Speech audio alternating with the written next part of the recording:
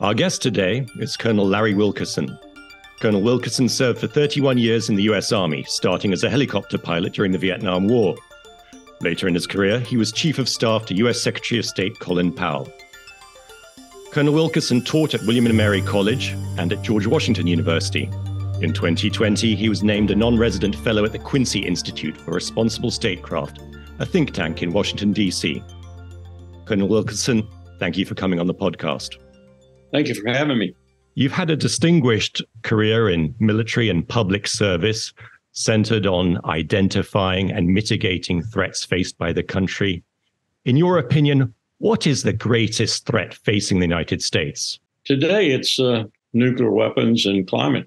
Those are the two threats confronting the world that are existential right now. We have abandoned all arms control. We did it primarily. We abandoned the ABM treaty under my administration, as it were, George W. Bush. And then we proceeded to abandon everything else, including Colin Powell's signature achievement, which he often reminded me of under Ronald Reagan when he was deputy and then national security advisor, the INF Treaty, which eliminated, as he would always say ecstatically, an entire class of nuclear weapons, the most dangerous class, as a matter of fact. And we're on the verge of eliminating the last vestige of nuclear arms control, the New START Treaty, which I dare say Vladimir Putin, given the language passing between Washington and Moscow right now, will not be willing to renew. I hope I'm wrong, but that's just colossally dangerous. We're back at a time, for example, where I hear general officers, admirals, as I heard read about, they talk about nuclear weapons now, as they did in the early 50s, as battlefield weapons, as having utility on the battlefield. The Russians have actually, as I understand it from the Finns and the Swedes, who monitor it pretty closely, put it in their written doctrine that tactical nuclear weapons have battlefield utility. This is very dangerous. We're back at a time where some would say we're as dangerous with regard to nuclear weapons as the 1962 Cuban Missile Crisis, or in my estimation, a far more dangerous crisis, as most Americans knew very little about, the Berlin crisis of the same time frame, where we actually watched over the East Germans as they built the Schandmauer, the Wall of Shame, the Berlin Wall. You mentioned battlefield tactical nukes, and that's certainly come up in the discussion over Russia-Ukraine. I'd like to turn to that conflict. As you look at the conflict from the build-up to the crisis and then the outbreak of kinetic warfare, if you were to issue a report card to the Biden administration on how it's handled the conflict, what would that report card say? I think it would be a D to a D minus with some parenthetical exceptions for the president himself. As a matter of fact, when Biden is Biden, most as Powell used to describe him, kind of not necessarily consistent, even ambiguous from time to time. Those are not necessarily bad qualities for a president.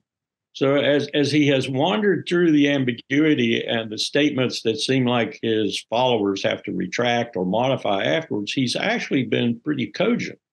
Saying one thing for Vladimir Putin, another thing for his domestic political audience, and yet another thing for reality. So I credit him with that. I don't credit Tony Blinken at all, Jake Sullivan at all, or anybody else in the diplomatic corps that I've heard talk. They are as bad as Western media, from London to Washington to, I shouldn't say Tokyo, though from times Tokyo can get into it. Warmongering media. I've never seen anything like it. I didn't live through, Teddy Roosevelt and William Randolph Hearst and all those good guys. You find me the war and I'll sell it for you, that sort of thing. But this is terrible what the media is doing. It has become, it's white Christians. Oh, my God, they're Ukrainians living in the United States. Oh, this is a war we can love. And it's been that way. And no one's telling the truth. The truth is very much different from what Moscow's media is putting out and what Washington and others, Western media, is putting out. It's very different. The reality is significantly different from what both sides are saying. And if you understand that the only way to resolve this crisis, and it should be resolved yesterday, is diplomacy, then that really leaves you wanting a great deal. No one seems to be interested in it. I'd like to drill down a little bit on that. What are the truths that the media in Moscow and Washington are not sharing with the public? The most glaring one is that Russia is not going to lose, period. Russia has strategic depth, 11 time zones, like no other country on earth. Russia has absorbed invasions in the past. Russia is not going to lose. I don't care what Zelensky does. I don't care what NATO does. Russia is not going to lose. Now, if NATO were to come at her with full might, then we'd have nuclear war and we'd all lose. So that, that's hardly a victory. It's not even a Pyrrhic victory. So that's part of it, is that they're just not pitching the war right. So if it's an endless contest in the heart of Europe with people dying every day, what's your solution? Sit down and talk. Let's stop this stupid conflict. That's the simple reality of it. I'd like to turn now to China. How would you assess the strategic threat posed by China to the United States? Significantly worse than it was when I left the Bush administration, ever since President Carter made it official. And Nixon and Kissinger and Mao Zedong and Zhou Enlai talked in Beijing and affected a sort of rapprochement between China and the United States. We essentially said, we recognize there's only one China. And they essentially said, we recognize you have a relationship with Taiwan. And we said, okay, as long as you never use force against Taiwan, we will not make Taiwan an independent state in an internationally legal sense. Now we got people like Richard Haass, the president of the Council on Foreign Relations, my old boss on the policy planning staff of states, saying we should have strategic clarity. Richard, you're a lunatic. It's worked for 40 years. Why would you want to stop until it is effectively not working? Then you might want to stop and have strategic clarity. But strategic clarity is lunacy because we couldn't beat China were China to use military force against Taiwan, ergo nuclear weapons. You talk about the American people waking up tomorrow morning, you'd have 100,000 casualties in the first 10 weeks. You'd have immediately 2 carriers on the bottom of the ocean. That's 5,000 men and women each. That's 10,000. My God, let's say 2,000 of one carrier strike group survived and they're in the water. They're survivors in the water. Think World War II, flames and diesel. You couldn't pick them up because the escort ships for a carrier today do not have sufficient berth space to take them on board. You'd have to have some kind of special vessels. Take a look at the Chinese fishing fleet sometimes. It's 15 times bigger than the United States Navy. And most of those boats are armed. This is an incredible flotilla that the Chinese have, and we could never in the South China Sea think that we could beat them. Maybe tie them because our technology is better, our missiles are better, some things are better. Chinese have pretty damn good torpedoes. And very good shore-to-ship missiles, which they've been developing in the last 20 years. Just flocks of them in Fujian province alone. Yep. They could shoot 600 at Taiwan tomorrow morning over their coffee. So this is preposterous. Strategic ambiguity is working. We should keep it that way. But people seem to think in the Congress and in the White House that clarity is what is necessary. They're going to wake up one day when all of a sudden they have to do it. It's not going to be fun. It's going to be dangerous. And I suspect we won't do it. I suspect it'll all be rhetoric. I guess we should explain for our listeners who are unfamiliar with the phrase that strategic ambiguity refers to the lack of definitive clarity over whether the US would go to war to defend Taiwan. I'd like to double click on one aspect of your answer, on China. Are you saying that the United States would likely lose a conflict with China if it went to war over Taiwan? I think if the United States went to war with Russia on exterior lines in Europe, it would lose the first 6 weeks, surely. They'd lose badly, and the American people would have to be confronted with 10,000 casualties a day, something they haven't been confronted with in their lifetime. I think in China, it would be very much the same, maybe even worse. And every war game or simulation that I participated in when I was in the military, over 60, when we wound up with that sort of thing years ago, when the Chinese didn't have the formidable capabilities that they do today, years ago, when we wound up with that sort of situation, you wound up contemplating the use of nuclear weapons because what you had done is you had taken out their Air Force, you had taken out their Navy, or it had become a fleet in being, which is a military term for they went to port and wouldn't come out. And we're looking at mounting an invasion of China. Now, we've taken a lot of attrition in our Air Force and Navy, too. Not quite as badly as the Chinese, but pretty bad. And we're thinking about mounting an invasion of China. Anyone who does that is an idiot. Ever watch The Princess Bride? You do not want to put land forces in China. Our army right now is smaller than the army of Bangladesh. And they fell 27,000 recruits short of their recruiting goal this past year. The Navy just announced it would start taking 40-year-olds as recruits. That's how desperate the all-volunteer force is for people today.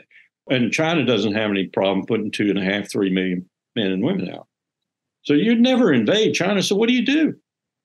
I'll tell you what you do. You sit there in the war game and you contemplate using a tactical nuclear weapon on Shanghai or some other city where the Chinese will really notice it. And you think to yourself, they won't shoot back. That's crazy. They will shoot back. And why are the Chinese now thinking about and probably going to implement an entirely new nuclear posture? Because they have thought about this and they have said Mao was wrong. Mao Zedong said, I don't like nuclear weapons. I don't want too many. A couple of hundred's all I need just to deter others. Now the Chinese are probably going to break out and build lots of nuclear weapons in all classes, and they want to be able to ride out that first strike and retaliate. So we've made the world that much more dangerous with regard to numbers of nuclear weapons. I'd like to pull back the lens a bit to within the United States. In your opinion, what is the greatest threat to democracy in the United States? Americans, no question about it in my mind. There are a number of people out there. I'm a Republican, after all. There are a number of people in my party, as I told a bunch of Democrats not too long ago, who were sitting around talking about how to make free and fair elections that the American people would accept the results of. And so I said, don't just remember that in hotel rooms and corporate lounges and so forth all around this country, my party's sitting down thinking the opposite. It's thinking, how can it beat you? How can it illegally beat you if necessary? How can it gerrymander to beat you? How can it get into ADP systems and close races and buy 50,000 votes here and 50,000 votes there? How can it cheat? How can it win, period, which is all my party cares about. Look at their record over the last 20 years. They haven't accomplished a thing except opposition. And if you get in power, they won't accomplish anything either, as they were previously. They just oppose. This is a tragic situation. What is the legacy of the last presidential administration on U.S. foreign policy? That's an interesting question, and one that my answer will probably startle some people. I don't think Trump really moved too far from what U.S. foreign policy already was and what U.S. foreign policy had really dramatically morphed into post 9/11. What the terrorist attack, what they did was they put a group of people into both the deep state and into actual office in the government who had been around for a long time. I call them the Hitlerites in waiting, the Jacobins in waiting, the Trotsky, whatever radical term you want to use, because they are radicals. They're not conservatives, they're radicals. It put them in positions of power all across the government and all across the country. And frankly, I suspect there are quite a few of them that would love to have a fascist state, at least an authoritarian state. And the names that would come to my lips of some of these people might astonish you. One of them just got reelected governor of Florida, for example. These people frighten me because they don't think democracy works. They don't think democracy can work. What would you like the U.S. public to understand about how U.S. foreign policy works and what its goals should be? I think it's imperative that at least the people who vote and the people who are concerned with the future of this country, whether it be as a democratic federal republic or whatever, need to know that right now, those wars that have been waged and waged relentlessly since September 11, 2001, and I could trace them back before that with a certain fidelity, are waged not for democracy, freedom, peace, all the things that our presidents tell us that they're waged for. But they're waged for the deep state, and they're waged for the extension and maintenance of empire. Some Americans who are a little bit more read into things than others would probably say, particularly in my political party, the Republicans, well, that's the way it should be. We are an empire and we need to manage it. And every now and then we need to bash people who want to stop our managing it or interfere with our managing it. And they would think that that was okay to say that, and okay to say, for example, as I used to my students, what we're really going to study here, students, is murder for the state. Now, the state's going to call it increasingly, or in the past at least, according to Thomas Aquinas and others, the just war theory. Is going to say that we're exercising our rights on Article 51 at the UN, in some cases, defense, in other words. It's going to say defense thousands of miles from our own borders, for example. They're going to stretch this thing, the self-defense thing, all the way out there to, Saddam Hussein threatens us. Remember Tony Blair? In 45 minutes, Saddam Hussein could put weapons of mass destruction on London. What a lie that was.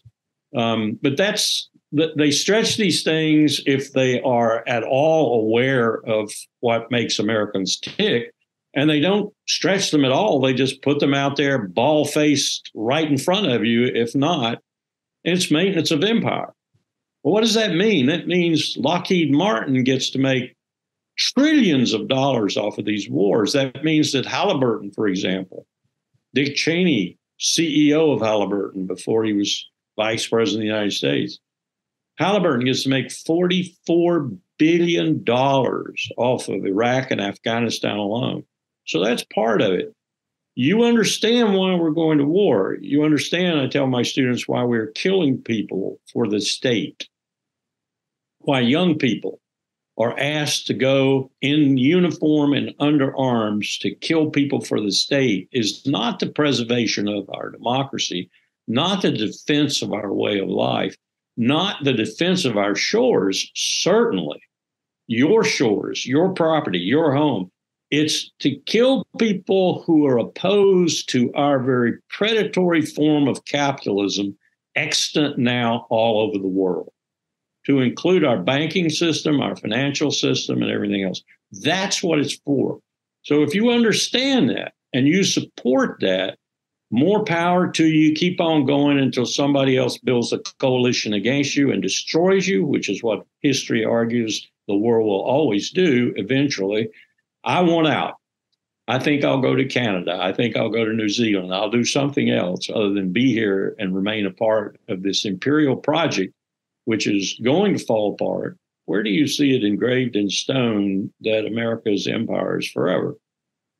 What empire in human history, in 5,000 years of human history, what empire has persevered through it all?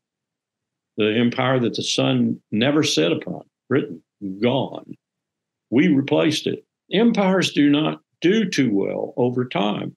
Colonel Wilkerson, as we come towards the end of our interview, I wanted to ask you, are there any particular risks that you see in the militarization of U.S. foreign policy, the increasing use of military assets to accomplish what are ostensibly civilian goals, and also the appointment of former military officers or serving military officers into what used to be exclusively civilian occupations in the administration? I think it's very dangerous, particularly the latter point you made.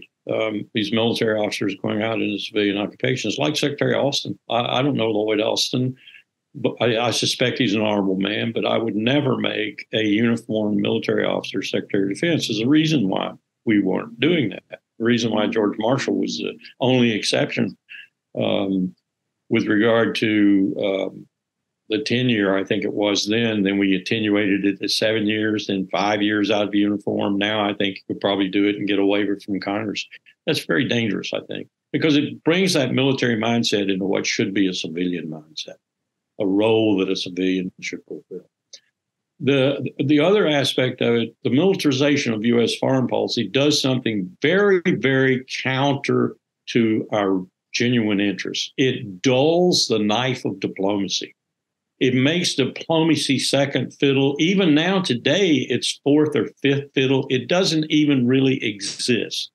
We have no diplomatists. What we have is people who make the way for military action. And whether it's Tony Blinken, the ultimate diplomatist, supposedly, he's not shown me an inkling of diplomacy ability. Jake Sullivan has not shown me anything. Wang Yi and Sergei Lavrov, by contrast, are supremely competent diplomatists. And this is who these guys are up against. So what do you use? You use the military instrument because your diplomacy doesn't work very well. You don't want it to work well. Then the third thing, the rest of the world, and history screams this at us, the rest of the world tires of this after a while. What is a while? Centuries? Is it decades? What is it? And it bands together, at least its most formidable components, think the other near-peer powers, and it gets you. It takes you down. It becomes collectively against you. And in this case, it could be economically and financially that it does this, not necessarily militarily.